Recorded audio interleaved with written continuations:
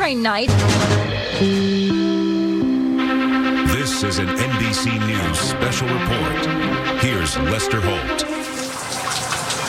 Good evening from Tampa. We're coming on the air with breaking news here in Florida, where landfall for Hurricane Milton is now imminent. The eye wall passing over Tampa Bay right now.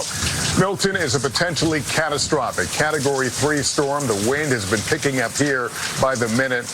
We could see winds as high as 120 miles an hour, but the biggest threat to life, we've said it before, the extreme flooding. The storm surge forecast to reach up to 13 feet would swallow huge portions of the Florida coastline and cause massive destruction.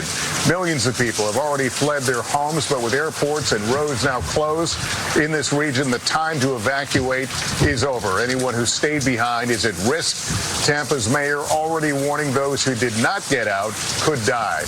Ahead of landfall, Milton also made its mark today with a terrifying outbreak of tornadoes that ripped apart buildings and knocked out power in some areas. The last time Tampa took a direct hit from a hurricane was more than a century ago. The storm-weary region has barely started recovering from Hurricane Helene, which hit just 2 weeks ago.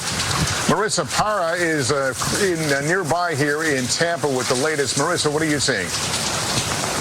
Hey, Lester, you can see those heavy sheets of rain all around me, the wind gusts blowing around those trees, which are probably the biggest and best indicator for you to see just how powerful it is. And just to let our viewers know, we are taking extra precautions because of all that debris that we've been reporting on for days left over from Hurricane Helene, which could become lethal projectiles. That is why we are not out there in the elements as much as we are. We are taking precautions, but this is also the reason why we're seeing suspended operations for at least 5 different county emergency rescues. They say that this is not something they're going to play around with. We heard this for days. They warned us that they would not be able to perform the same overnight emergency rescues that we saw with Hurricane Helene. And the big risk, the big factor is that debris that would be flying around. So here in the Tampa area, I know there's so many questions on what exactly the storm surge or the flooding will look like. But one thing we're hearing over and over again is regardless, that debris that is left over, they only were able to pick up about 50% in those barrier islands, so 50% of that still remains,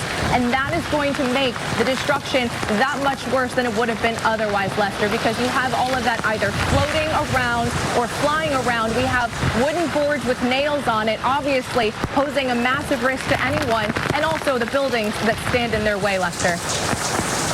All right, Marissa Parra, thanks very much. The rain just coming down in torrents, the wind continuing to pick up. Al Roker tracking the storm for us. Al, how soon will we see the worst of this? Well, Lester, as you said, the northern eye wall is now making its way in toward you. And in fact, in Tampa, St. Pete, there is an extreme wind emergency warning right now. 120-mile-per-hour winds moving northeast at 15 miles per hour. We expect landfall now anytime between now and 10 p.m. tonight. So it is imminent, in fact, and then it makes its way through the state just south of Orlando and then out into the Atlantic. We do have those surge warnings right now, but we also have winds. Wind gusts right now, Sarasota 93, 53 Tampa, 43 West Palm Beach. And, of course, we're going to be looking at the possibility of extreme wind gusts of Sarasota looking at 125-mile-per-hour wind gusts, Captiva 63, Lakeland 65, 61-mile-per-hour wind gusts for Orlando. The storm surges right now. What we're looking at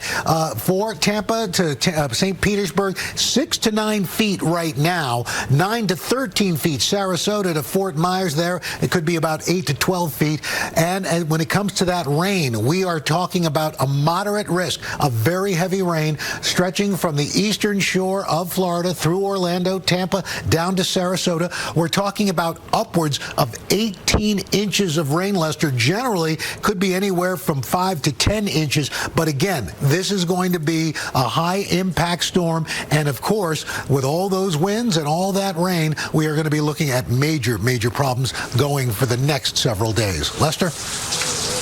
All right, Al, thanks very much as we look around, making sure we're not seeing any localized flooding here because the rain is coming down very heavily. We'll continue to monitor all this. It concludes this NBC News special report. We will have much more ahead all night long on our streaming network, NBC News Now, on NBC.com. I'm Lester Holt. Thank you for watching, and good evening.